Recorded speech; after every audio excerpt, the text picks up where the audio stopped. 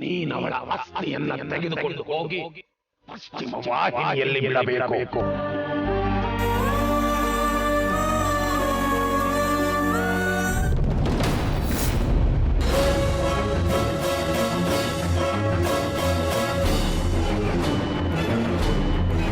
ಮಾ, ಅಪ್ಪ, ಮಾವ, ಅಜ್ಜಿ ಎಲ್ಲ ಎಲ್ಲಿದ್ದೀರಾ? ಬನ್ನಿ ಇಲ್ಲಿ. ಯಾಕೋ, ಏನಾಯ್ತು? ಶಿವಾನಿ ಅಸ್ಥಿಯಲ್ಲಿ ಕಾಣಿಸ್ತಾ ಇಲ್ಲ. ಅಲ್ಲ ಇದೆಯಲ್ಲೋ. ನಂದೀಶ, ಹಾಲು ಬರೋ ಮರ ಕಟ್ಟಕ್ಕೆ ನೀನೇನು ತೊಗೊಂಡೋಗಿದೀಯಾ? ಅಜ್ಜಿ ನೀವೇನಾದ್ರು ನೋಡಿದ್ರಾ? ಅಮ್ಮ ನೀವು ಏನಿದು, ಯಾರನ್ನ ಕೇಳಿದ್ರು ಇಲ್ಲ ಇಲ್ಲ ಅಂತ ಇದ್ದೀರಾ? ನನ್ನ ಶಿವಾನಿ ನುಡಿಸ್ಕೊಳಕ್ಕಾಗ್ಲಿಲ್ಲ. ಅಟ್ಲೀಸ್ಟ್ ಅಸ್ಥಿನಾದ್ರೂ ನೋಡ್ಕೊಳಕ್ಕಾಗಿಲ್ವ ನಿಮ್ ಕೈಲಿ? ಎಲ್ಲಿ ಹೊರಟೋಯ್ತು ಅಸ್ಥಿ? ಯಾರು ತಗೊಂಡೋದ್ರು? ನಾನೇ ತಗೊಂಡು ಹೋಗಿದ್ದು.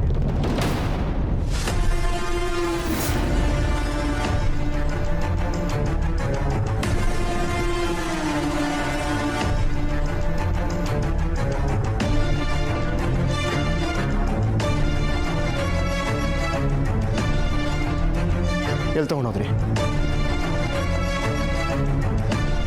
ನಿಮ್ಮನ್ನ ಕೇಳ್ತಾ ಇರೋದು. ಎಲ್ಲಿ ತಗೊಂಡೋದ್ರಿ? ಅದನ್ನ ವಿಸರ್ಜನೆ ಮಾಡಿಸ್.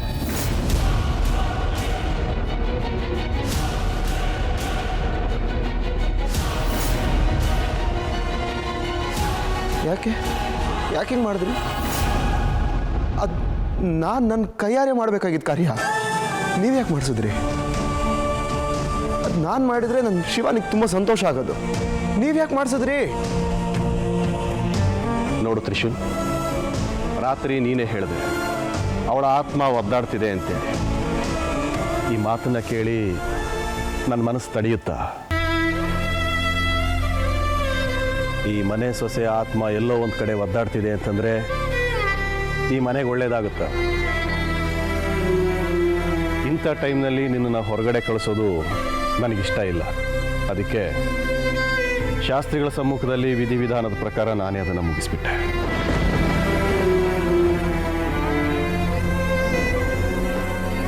ಈಗ ಅವಳ ಆತ್ಮಕ್ಕೆ ಶಾಂತಿ ಸಿಕ್ಕಿ. ತಪ್ಪು ಮಾಡಿದ್ರಿ ನೀವು, ತಪ್ಪು ಮಾಡಿಬಿಟ್ರಿ ನೀವು. ಬಟ್ ನನಗೆ ಸರಿ ಅನ್ನಿಸ್ತಾ ಇದೆ.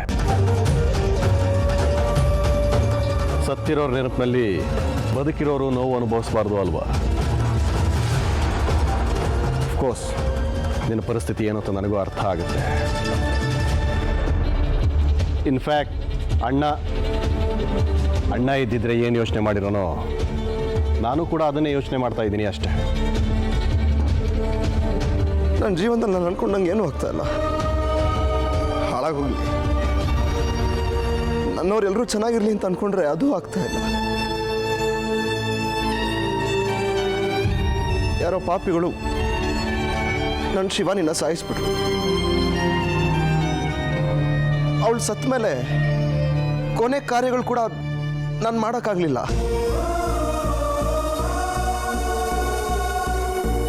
ನನ್ನ ಇಡೀ ಜೀವನ ನಾನು ನೆಮ್ಮದಿಯಾಗಿ ಬದುಕಲೇಬಾರ್ದು ಅಂತ ಡಿಸೈಡ್ ಮಾಡಿಬಿಟ್ಟಿದ್ದೀರಾ ನೀವು?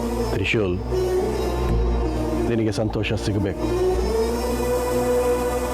ಅದಕ್ಕೆ ನನ್ನ ಹತ್ರ ಒಂದು ಪರಿಹಾರ ಇದೆ. ಏನು ಪರಿಹಾರ ಅದು? ತ್ರಿಶೂಲ್ಗೆ ಇನ್ನೊಂದು ಮದುವೆ ಮಾಡಿಸ್ಬೇಕು.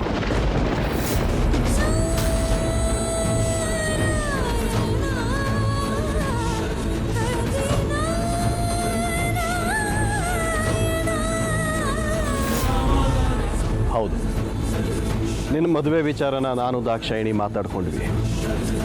ಅವಳು ಕೃಷ್ಣೆ. ಅವಳು ದಾಕ್ಷಾಯಿಣಿ ಅಣ್ಣನ ಮಗಳು. ನೀನು ಅವಳನ್ನ ಮದುವೆ ಆಗಬೇಕು. ನೀನು ಒಪ್ಪಿಗೆ ಕೊಟ್ಟರೆ ಸಾಕು, ಅವಳು ಬೇಡ ಅನ್ನೋಲ್ಲ. ಯಾಕೆಂದರೆ ಅವಳು ನನ್ನ ಮಾತನ್ನು ಮೀರೋದಿಲ್ಲ. ನೀವೇನು ಮಾತಾಡ್ತಾ ಇದ್ದೀರಾ ನಿಮ್ಗೆ ಗೊತ್ತಿದೆಯಾ? ನಿಮ್ಗೆ ಗೊತ್ತಿದೆ ನೀವೇನು ಮಾತಾಡ್ತಾ ಇದ್ದೀರಾ? ಗೊತ್ತು, ಅದಕ್ಕೆ ಹೇಳ್ತಾ ಇರೋದು. ನೋಡು ತ್ರಿಷು, ನೀನು ಈ ಮನೆ ಮಗ, ಈ ವಂಶದ ಕುಡಿಯನ್ನು ಬೆಳೆಸ್ಬೇಕಾಗಿರೋದು. ನಿನ್ನ ಸುತ್ತ ಇರೋರೆಲ್ಲ ನಿನ್ನನ್ನು ಪ್ರೀತಿಸೋದು.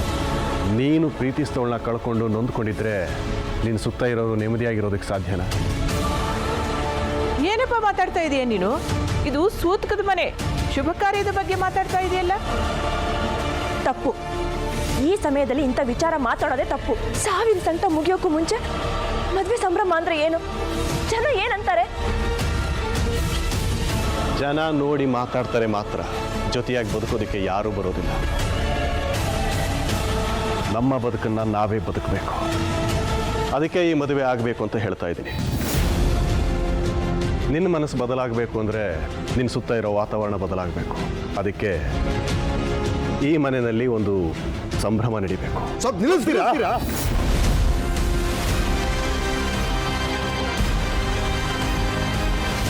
ನೀವು ನಮ್ಮಪ್ಪನ ತಮ್ಮ ಅಷ್ಟೇ, ನಮ್ಮಪ್ಪ ಅಲ್ಲ. ನಾನೆಲ್ಲ ಹಿರಿಯರಿಗೂ ಗೌರವ ಕೊಡ್ತೀನಿ. ಆದರೆ ನೀವು ಮಾಡ್ತಾ ಇರೋದು ಏನು? ನೀವು ಮಾಡ್ತಾ ಇರೋದು ಸರಿ ಅಂತ ನಿಮಗೆ ಅನ್ಸತ್ತಾ? ನಿಮಗೆ ನನ್ನ ಶಿವಾನಿ ಪ್ರೀತಿ ಗೊತ್ತಿಲ್ಲ.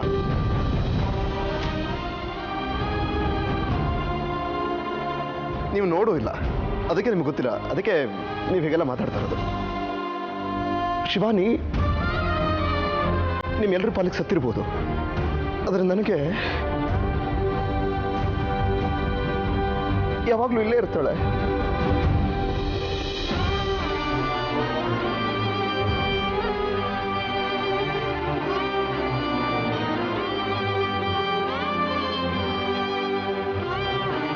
ನಾನು ಸಾಯೋವರೆಗೂ ಅವಳು ನನ್ನಲ್ಲೇ ಜೀವಂತವಾಗಿರ್ತಾಳೆ.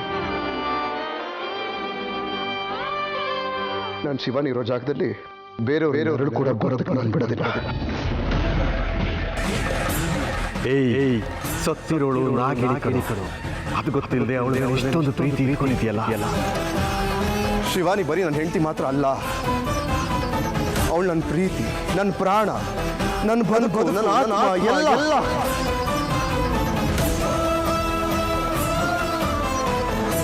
ನನ್ನ ಅವಳ ಪ್ರೀತಿ ಸಂಬಂಧ ಬರೀ ಈ ಜನ್ಮದಲ್ಲ, ಜನ್ಮದ್ದು.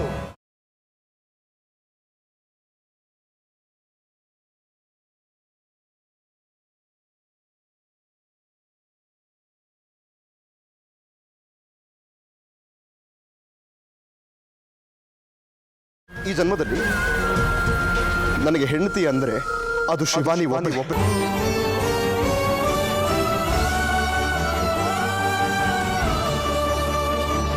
ಬೇರೆ ಯಾರಿಂದನೂ ಆ ಸ್ಥಾನ ತುಂಬೋದಕ್ಕೆ ಸಾಧ್ಯ ಇಲ್ಲ. ನಾನು ಅದನ್ನು ಒಪ್ಕೊಳ್ಳೋದಿಲ್ಲ. ತ್ರಿಷು, ನನ್ನನ್ನು ನಿನ್ನ ಅಪ್ಪ ಅಂತ ಅಂದ್ಕೋ. ಆಗಲ್ಲ ಅಂದ್ಬೇಡ ಪ್ಲೀಸ್. ಇದು ನಿನ್ನ ಅಪ್ಪ ನಿನ್ನ ಒಳ್ಳೆಯದಕ್ಕೋಸ್ಕರ ಮಾಡ್ತಾ ಇರೋ ಮದುವೆ. ನೀನು ಕೃಷ್ಣನ ಮದುವೆ ಆಗೋದ್ರಿಂದ ನಿನ್ನ ಜೀವನ ಚೆನ್ನಾಗಿರುತ್ತೆ, ಎಲ್ಲರೂ ಚೆನ್ನಾಗಿರ್ತಾರೆ, ಎಲ್ಲರೂ ನೆಮ್ಮದಿಯಾಗಿರ್ತಾರೆ ಕೂಡ. ಇನ್ನೊಂದ್ಸಲ ನನ್ನ ಶಿವಾನಿ ಜಾಗದಲ್ಲಿ ಬೇರೆಯವ್ರನ್ನ ಮಾತಾಡೋದು ಬರೀ ಮಾತಲ್ಲ.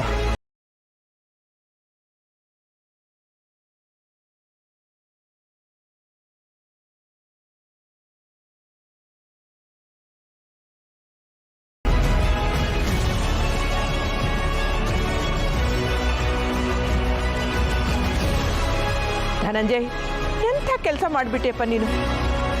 ಅವನಿಗೆ ಮದುವೆ ಮಾಡಿಬಿಟ್ರೆ ಅವನಿಗೆ ಸಂತೋಷ ಸಿಗತ್ತಾ? ತಪ್ಪು ಮಾತಾಡ್ಬಿಟ್ರಿ ನೀವು.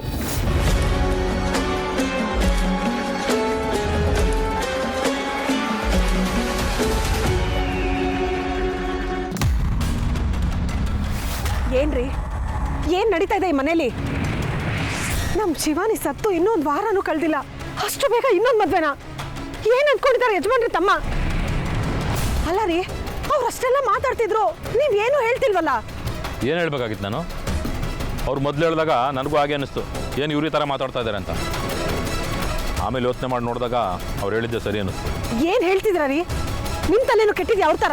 ಏಯ್, ನಮ್ಮ ಮಗನ ಖುಷಿ ನಾವು ನೋಡ್ಬೇಕಲ್ವಾ? ಅವ್ನು ಶಿವಾನಿ ನೆನಪಲ್ಲಿ ಕೊರಗ್ತಾ ಇದ್ರೆ ನಾವಿಬ್ರು ಕಣ್ಣಾರೆ ನೋಡ್ಬೇಕಾದನ್ನ. ಅಪ್ಪ ಅಮ್ಮಗೆ ನಾವು ಅದನ್ನು ಸರಿ ಮಾಡಬಾರ್ದಾ? ಅವ್ನ ಜೀವನ ಯೋಚನೆ ಮಾಡಬಾರ್ದಾ? ಏನ್ರಿ ನಿಮ್ಮ ಮಾತಿನ ಅರ್ಥ? ಇನ್ನೂ ಶಿವಾನಿ ಕಾರ್ಯನೂ ಮುಗ್ದಿಲ್ಲ, ಅಷ್ಟೊಂದು ಬೇಗ ಇನ್ನೊಂದು ಮದ್ವೆ ಅಂದ್ರೆ? ಮನುಷ್ಯರು ಮಾಡೋ ಕೆಲಸನೇನ್ರಿ ಇದು? ಸ್ವಲ್ಪ ಅವನ ಮನ್ಸನ್ನು ಅರ್ಥ ಮಾಡ್ಕೊಳ್ರಿ. ಮದ್ವೆ ಹೆಂಡತಿ ಅಂದ್ರೆ ಏನ್ ಅನ್ಕೊಂಡಿದ್ದೀರಾ? ಒಂದ್ ವಸ್ತು ಹಾಳಾದಾಗ ಮತ್ತೊಂದು ವಸ್ತು ಕೊಂಡ್ಕೊಂಡ್ ಬರೋ ತರನಾ? ಇಷ್ಟಪಟ್ಟ ವಸ್ತು ಹಾಳಾದ್ರೂ ಕೂಡ ಅದ್ರ ನೆನಪಿಗೋಸ್ಕರ ಅದನ್ನ ಇಟ್ಕೊಂಡಿರ್ತಾರೆ. ಆದ್ರೆ ನೀವು ಅವನ ಮನ್ಸಿಗೆ ಬೆಲೆನೂ ಕೊಡ್ತಿಲ್ವಲ್ರಿ? ಲೈ ಅವ್ನ ಮದುವೆ ಬೇಡ ಅಂತ ಅವ್ನು ನಿರ್ಧಾರ ಹೇಳಿ ಹೋಗಾಯ್ತಲ್ಲ, ಅದ್ರ ಬಗ್ಗೆ ಇನ್ಯಾಕೆ ಮಾತು ಬಿಡು. ಏನೋ ನನ್ಗಂತೂ ಈ ಮನೇಲಿ ನಡೀತಿರೋದನ್ನೆಲ್ಲ ನೋಡಿದ್ರೆ ಇಷ್ಟಕ್ಕೆ ನಿಲ್ಲೋ ತರ ಕಾಣಿಸ್ತಾ ಇಲ್ಲ. ಇನ್ನೇನಾಗುತ್ತೋ ಏನೋ. ಮಧು ಲೇ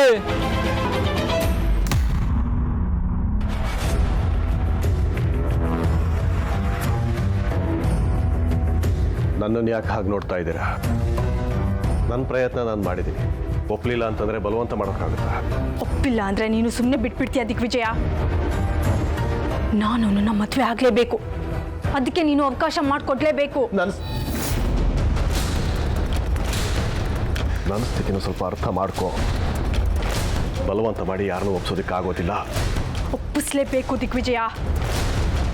ನಾವು ನಿನಗೆ ಮರುರೂಪ ಕೊಟ್ಟಿದ್ದು ಸಂತೋಷವಾಗಿ ಬದುಕಲಿ ಅಂತಲ್ಲ, ನಮಗೆ ಉಪಯೋಗ ಆಗಲಿ ಅಂತ. ನೀನು ಮಾತು ತಪ್ಪಿದ್ರೆ ನಾವು ನೀತಿ ತಪ್ಪಬೇಕಾಗತ್ತೆ ದಿಗ್ವಿಜಯ. ಆಮೇಲೆ ಏನಾಗುತ್ತೆ ಅಂತ ನಿನಗೆ ಗೊತ್ತಲ್ಲ. ನೀನು ನಿನ್ನ ಮಗನ ಜೊತೆ ನನ್ನ ಮದುವೆ ಮಾಡಿಸ್ಲೇಬೇಕು ದಿಗ್ವಿಜಯ. ನೋಡು, ಮನೆಯಲ್ಲಿ ಯಾರಿಗೂ ಈ ಮದುವೆ ಇಷ್ಟ ಇಲ್ಲ. ಅವ್ರು ಯಾರು ಅವನ ಮದುವೆಗೆ ಒಪ್ತಾ ಇಲ್ಲ. ಯಾರೂ ಒಪ್ತಾ ಇರೋದನ್ನ ಬಲವಂತ ಮಾಡಿ ಒಪ್ಸೋದಕ್ಕಾಗೋದಿಲ್ಲ. ಒಪ್ಪಿದ್ರೆ ಒಪ್ತಾ ಇಲ್ವಲ್ಲ? ಒಪ್ಪಿದ್ರೆ ಅಂತ ಕೇಳ್ದೆ. ಒಪ್ಪಿದ್ರೆ ನಂದೇನೂ ಅಭ್ಯಂತರ ಇಲ್ಲ. ಒಪ್ತ ಅಂತ ತಿಳ್ಕೊ. ಅವನನ್ನು ಒಪ್ಸೋ ಜವಾಬ್ದಾರಿ ನಮ್ದು. ನೀನು ನಿಮ್ಮ ಮನೆಯವ್ರ ಹತ್ರ ಮಾತಾಡು. ಹಾಗೆ ಒಪ್ಪಿದ್ರೆ ಮನೆಯವ್ರನ್ನ ಒಪ್ಸೋಣ.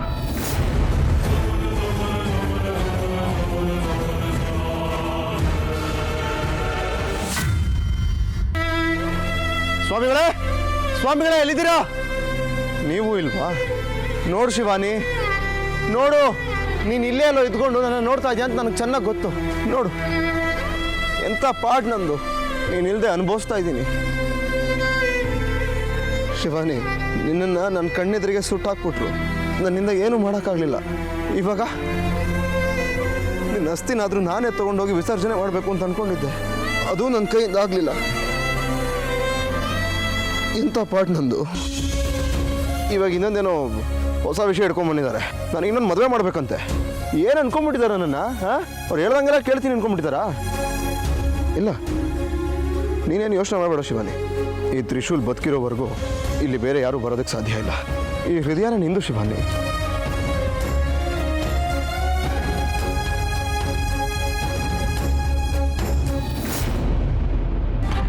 ನೋಡಿ, ನೀವು ಎಲ್ಲ ರೀತಿಯಲ್ಲಿ ಮಾತಾಡಿ ನೋಡಿದ್ರು ತ್ರಿಶೂಲ್ ಮದುವೆಗೆ ಒಪ್ಕೋತಾ ಇಲ್ಲ. ಇನ್ನು ನಾವು ಒಂದ್ಸಲ ಹೇಳಿದ ಮಾತ್ರಕ್ಕೆ ಒಪ್ಪೋದಿಲ್ಲ. ಯಾಕೆಂದ್ರೆ ಅವ್ರ ಮನಸ್ಸಿನ್ನು ಶಿವಾನಿ ನೆನಪಿನಿಂದ ಈಚೆ ಬಂದಿಲ್ಲ. ಬರೋದು ಇಲ್ಲ. ಬರಲೇಬೇಕು. ಹಾಗೇನಾದರೂ ಒಂದು ವೇಳೆ ಬರಲಿಲ್ಲ ಅಂತಂದ್ರೆ ಅವನ ಜೀವನಕ್ಕೆ ಅರ್ಥನೇ ಇರೋದಿಲ್ಲ. ಅಲ್ಲ, ಒಂದು ಕಾಲು ಸುಟ್ಟೋಗಿದೆ, ಅದನ್ನ ಮರೆಯೋಕ್ಕೆ ಇನ್ನೊಂದು ಕಾಲು ಸುಡೋದಾ? ನೋಡಿ, ಇದು ತಮಾಷೆ ಮಾಡೋ ಹೊತ್ತಲ್ಲ,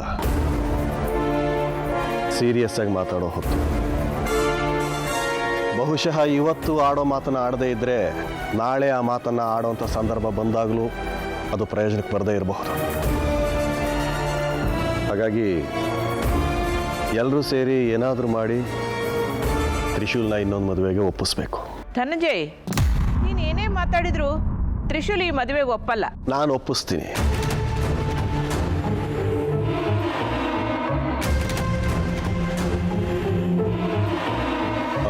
ತ್ರಿಶೂಲ್, ಒಂದು ನಿಮಿಷ ಬಾಯಿಲಿ. ನೋಡು ತ್ರಿಶೂಲ್, ನಾವು ಮನೆಯವರೆಲ್ಲ ಸೇರಿ ಒಂದು ನಿರ್ಧಾರ ಮಾಡಿದ್ದೀವಿ. ಅದಕ್ಕೆ ನೀನು ಒಪ್ಕೊಳ್ಳೇಬೇಕು. ಕೃಷ್ಣನ ನೀನು ಮದುವೆ ಆಗಬೇಕು.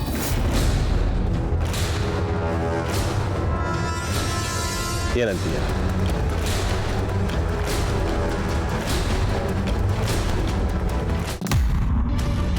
ನನ್ನ ಬದುಕು ಮೊದಲಿನ ಥರ ಆಗಬೇಕು, ನಾನು ಖುಷಿಯಾಗಿರಬೇಕು ಅಂತ ಮದುವೆ ಆಗು ಅಂತ ಹೇಳ್ತಾ ಇದ್ದೀರಾ.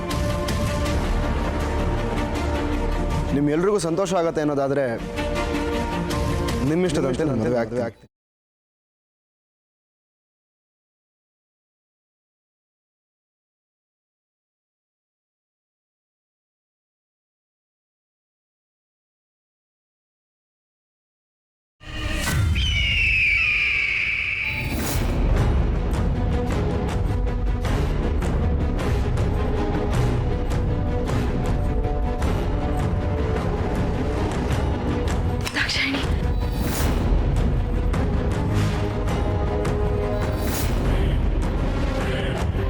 ಅವನ ಹೃದಯದಲ್ಲಿ ನಿನಗೆ ಜಾಗ ಸಿಗಲಿಲ್ಲ ಅಂದ್ರೆ ನೀನು ಅವನ ಜೊತೆ ಬದುಕೋದಿಕ್ಕಾಗೋದಿಲ್ಲ.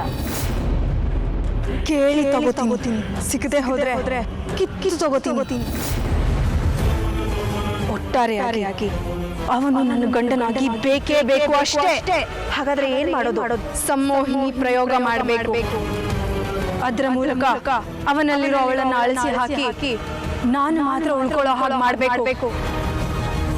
ಅಂದ್ರೆ ಸಮೂಹಿನಿ ಪ್ರಯೋಗ ಮಾಡಿ ಅವನು ಜೀವಂತವಾಗಿ ಗೊಂಬೆ ತರ ಆಗೋದ್ರೆ?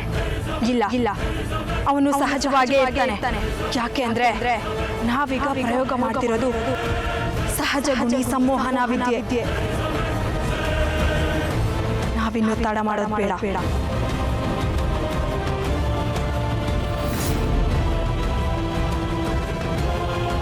ಓಂ ಕಾಳಿಕಾಯೇ ನಮಃ.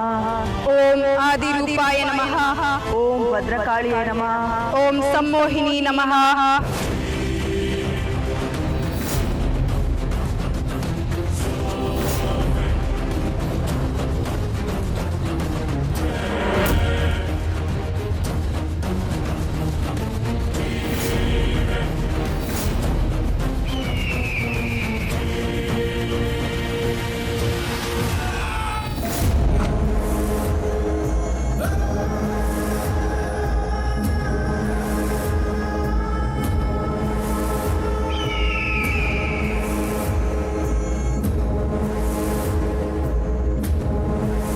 ತ್ರಿಶೂಲ್, ಏನು ಹೇಳ್ತಾ ಇದೀಯಾ?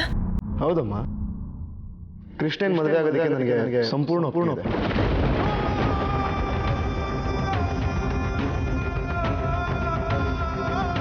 ನಾನು ಯಾರ ಬಲವಂತಕ್ಕೂ ಒಪ್ಕೋತಾ ಇಲ್ಲ.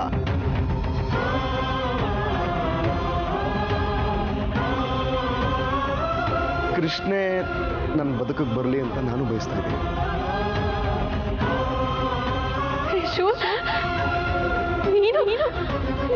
ನೀನಿಂದ ಮಾತಾಡ್ತಿದ್ಯಾ? ನನ್ನ ಇಷ್ಟ ಬೇಗ ಮರ್ತ್ಬಿಟ್ಯಾ ನೀನು? ತ್ರಿಶೂಲ್, ನೀನು ಏನ್ ಮಾತಾಡ್ತಾ ಇದೀಯ ಅಂತ ನಿನಗೆ ಗೊತ್ತಿದೆಯಾ? ಎಸ್, ನನಗೆ ಗೊತ್ತು. ನಾನು ತುಂಬ ಯೋಚನೆ ಮಾಡಿದೆ. ನನ್ನೊಳ್ಳೇದಕ್ಕೆ ನೀವೇನೋ ಹೇಳ್ತಾ ಇದ್ದೀರಾ ಅಂತಂದ್ರೆ ನಾನು ಯಾಕೆ ಬೇಡ ಅನ್ಲಿ? ನಿಮ್ಮೆಲ್ರಿಗೂ ಖುಷಿ ಆಗತ್ತೆ ಅನ್ನೋದಾದ್ರೆ ಈ ಮದುವೆಗೆ ನಾನು ರೆಡಿ ಇದ್ದೀನಿ.